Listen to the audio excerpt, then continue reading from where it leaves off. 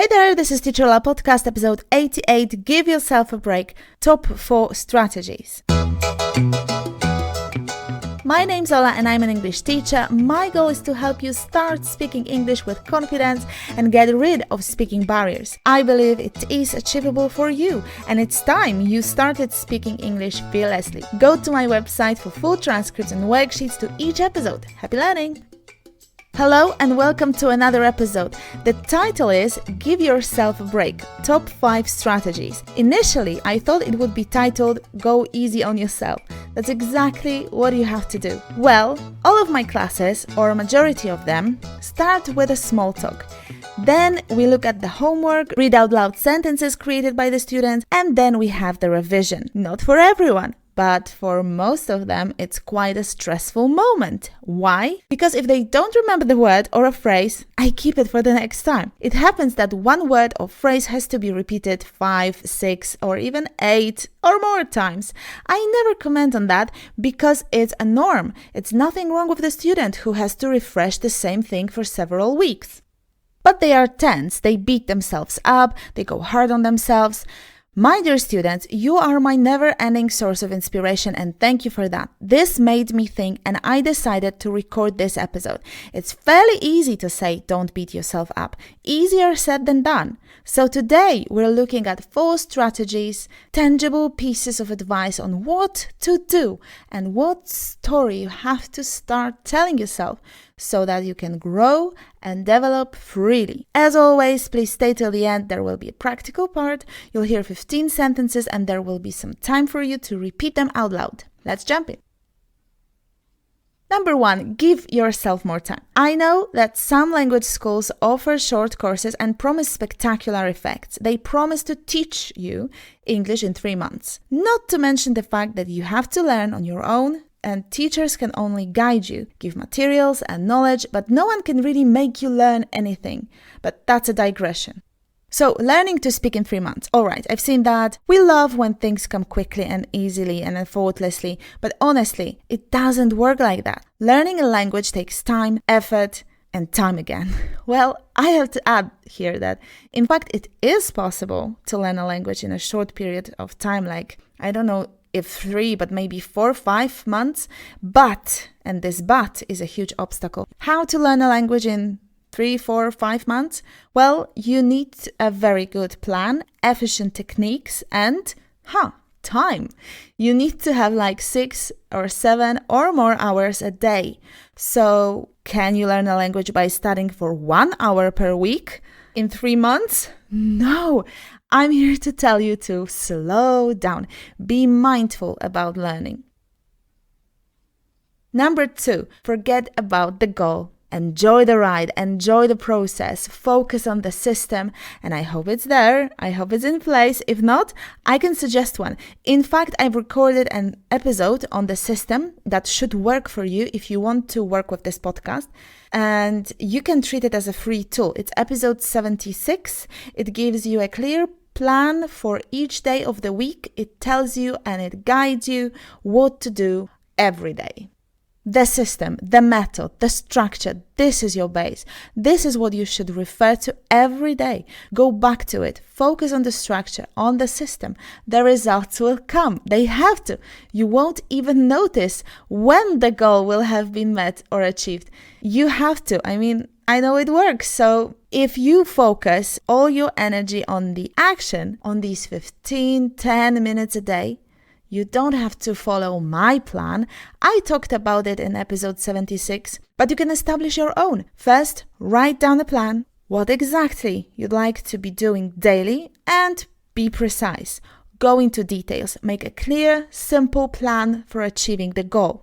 But stop thinking about the goal. Keep it in mind, of course, but all your attention has to be directed on those mundane, everyday habits. Cool. I hope I conveyed the message. Just to summarize this point, thinking about the goal for days, worrying how far from reaching that goal you are, it's a vicious cycle. Move forward. Even if it's a tiny step ahead, make those steps, one at a time. Well, you may think it's not that sexy idea Because it's much more glamorous when you hear, I set myself a goal and I thought about it every day and after a while I just reached it. Well, this is not reality. Let's have a reality check. Better sooner than later, huh? Focus on here and now, on the steps you should take right now. And you don't have to reinvent the wheel every day. What to do now? Okay, let's study, but what? This has to be fixed much earlier. Set up a plan and stick to the plan. This is your sweet spot. This is where the magic happens. Okay, enough about that. Forgive me, but I really get fired up telling you this because I truly believe with every fiber that this is the key, consistency. Number 3. Celebrate small steps forward, even the tiniest. It's connected with giving yourself more time, as I said in my strategy number 1. But here, it's so important for you to notice how far you've actually come. I had to separate this. So do the justice and draw your attention to celebrating your successes. Listen, sticking to your plan, completing a daily 10-minute learning habit, and doing that consistently for a month is a success. I want to tell you that this success can be something as simple as that. You don't have to pass a CAE exam or advanced exam. Now it's called advanced, in order to finally see the progress. Count tiny successes, make a note of all the things you've done well, and give yourself permission to be proud of what you've accomplished instead of dissatisfied with what you haven't done. Number 4, be a good parent for yourself. Be a good parent to yourself. When you feel down, stop and think for a moment. What would the best parent say to a child who feels the way you do? What would they say? You don't have to be a parent to know that. You are a child and you know very well what mommy or daddy would say. It also doesn't matter whether your parents were those good parents or not. It's irrelevant. Just think, what would mommy, daddy say to their child? And say to yourself, be the best parent for yourself. What would they say? Oh, the answer may vary from a person to a person, but in my view, it would be something like that. You've done so much. You've come so far. You're doing great. Don't give up. I see a huge progress in your work, and I'm proud. You must be proud of yourself. No criticism allowed, okay? Put your critical voice on mute. No good parent would say things like, you can do better. It's not enough. You have to try harder. You never learn. You already know it. You studied this in high school. How can you not remember such simple things? No, forget it all. I want you not only to be your best friend, but I want you, it really changes the gears, and try it for yourself. Be a good parent. Be a good mommy. I have to tell you this. Sometimes I meet with you, podcast listeners, for a short chat about your blockades, your goals, and your relation with English. And at the end of such conversation, I give honest compliments. And oh my God, your reactions, they make me really sad because you don't believe in yourself. It looks like no one ever told you how good your pronunciation is and how well you communicate and how surprised I am at your fluency. And you're speechless. No one has ever told you that. I mean, where were your teachers? Your parents? I know, it's tricky. So today you have to take responsibility and be your own mommy now and never beat yourself up again. Go easy on yourself. If you are not, who will be? Inner criticism? I think it's not on anymore. It's draining. One more time, be your best parent. Take a deep breath and soothe yourself like you might a small child. Use kind, reassuring words to ease yourself out of a stress response. Being warm and supportive towards ourselves and actively soothing ourselves does help. While we may strive for perfection, the truth is that we are not perfect and we live in an imperfect world. Instead of beating yourself up over that, we can begin to accept it as a fact and give ourselves compassion when we make mistakes or don't meet our own standards. These are 4 tactics that always work for me, and I have one more just for you. One extra thing that you can do to feel better on a day when you're tired with English and you think you will never learn the stupid, full of exceptions language. So number 5, take yourself for a walk.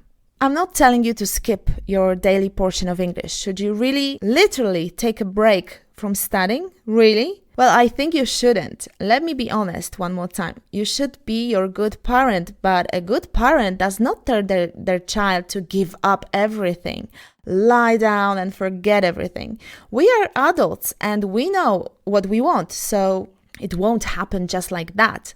It requires effort. Remember the first strategy? Give yourself time, but don't quit. If you have a very bad day and your energy is low, your productivity is low, then do something. It's better to do this 30% than do nothing instead. Do something that will be good enough. Let's say your plan says you should watch one YouTube video in English every 4 days. Then translate the vocabulary, learn new phrases, prepare your own example sentences and say them out loud. Then let's say you make a short speech based on that video and present it to your family member or to your pet, or you share it with your teacher if you have one. That is a solid plan and I like it. Well, but your energy is low, okay? And you can't do it all. What to do then? Nothing? I say do something. Watch the video. That's it. It's the easiest and it doesn't require any active learning and it's enough to make you feel sure you've done something. You will eagerly come back to this video, to this plan of yours tomorrow when the energy is back. Or take yourself for a walk and listen to some podcast in English, something totally different, something for pleasure, whatever interests you. Are you interested in gardening? Brilliant. Google the best podcast on gardening. You will receive plenty of recommendations. Maybe a crime story or psychology, technology, beauty, mindfulness, I don't know, healthy lifestyle, comedy or trivia. Pick something and go for a walk. Go outside and immerse yourself in nature. Taking yourself out of the physical space removes many of the triggers of your perfectionism and makes it more likely that you will truly relax and recharge. That's all I have for you today, but stay with me because now it's time for the practical part. Listen to the sentences, 15 of them taken from the show, and repeat out loud. You can treat it as a free tool. You can treat it as a free tool. You won't even notice when the goal have been met, achieved.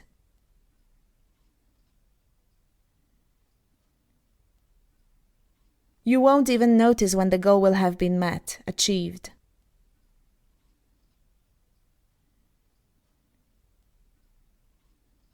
Make a clear, simple plan for achieving the goal.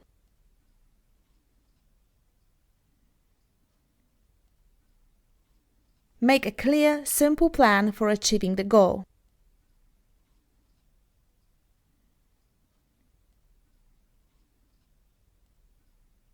Set up a plan and stick to the plan. Set up a plan and stick to the plan. Keep it in mind, of course, but all your attention has to be directed to those mundane, everyday habits.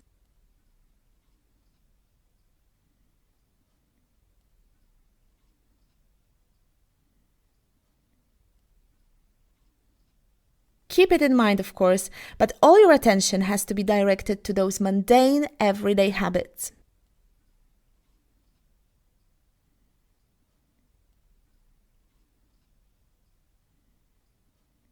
It's a vicious cycle. It's a vicious cycle. Draw your attention to celebrating your successes.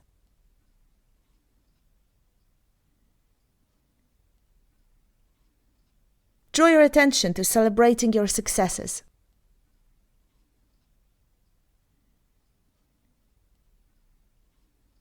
You don't have to pass an advanced exam in order to finally see the progress.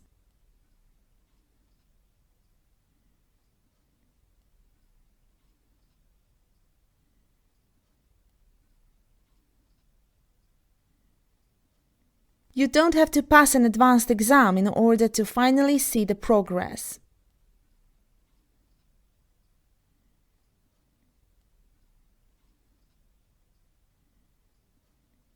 what would they say? What would they say? It's irrelevant. It's irrelevant. You are doing great. Don't give up. You are doing great. Don't give up. You must be proud of yourself. You must be proud of yourself. Put your critical voice on mute. Put your critical voice on mute. It's draining. It's draining. We are adults and we know what we want, and it won't happen just like that.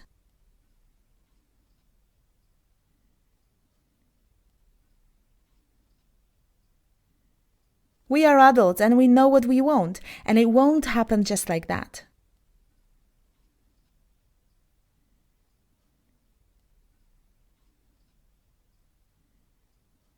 Give yourself time, but don't quit. Give yourself time, but don't quit. Now, my dear, I have homework for you. As always, it's in your inbox. If it's not, it means you have not subscribed yet, and I don't see why. It's free. Go to teacherola.com/88 and download the worksheet. This is how you become a member of Top People. Your homework is to translate 10 sentences into English. But hey, go easy on yourself. Translate one sentence if your energy level is low and leave the rest for tomorrow. Let's sum it all up. Once again, what are the 4, or rather 5 strategies that will help you cope with your impatience? How to go easy on yourself? Well, number 1, give yourself more time. Number 2, forget about the goal. Number 3, celebrate small steps forward. Number 4, be a good parent to yourself. Number 5, take yourself for a walk. Here you have it, top 4 strategies and 1 bonus on how to give yourself a break. If you find this episode useful, you can support this podcast and tell your friends about it. Share it with one person. It will help me grow and spread the message. Thank you so much for listening, and I'll see you next Wednesday. We're going to learn some vocabulary. We'll talk about the difference between the words historic and historical. Interested? Be here next week. Happy learning! Take care, stay fearless, and say it out loud. Bye!